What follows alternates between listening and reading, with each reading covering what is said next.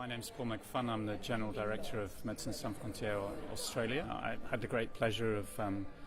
participating in a speaking event here in Dubai, an amazing exhibition, and the exhibition is really trying to portray the reality of people who've been living on the move, moving from country to country, often displaced from situations of extreme violence or persecution,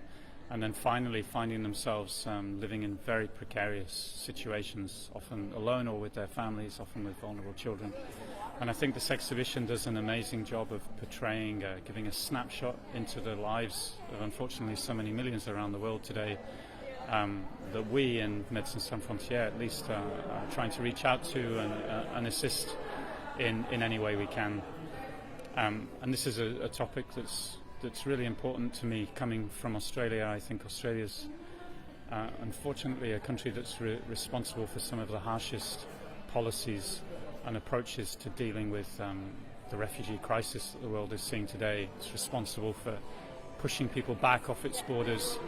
turning boats around, forcing them to return to Indonesia,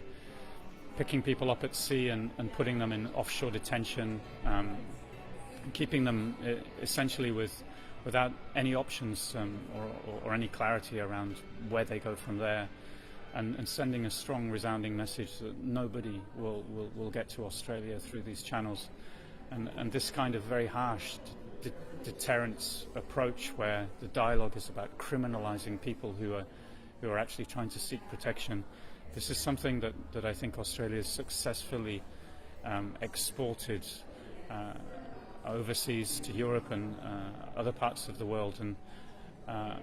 not for this reason alone, but with shocking effect, that we see such strong policies pushing people out rather than really seeking to question why are people moving in the first place, what are they fleeing from, why are they living through such a horrific and challenging crisis, and what could we do to really try and address these problems at their source, rather than trying to deny our role in providing protection to people at their most vulnerable point in their lives.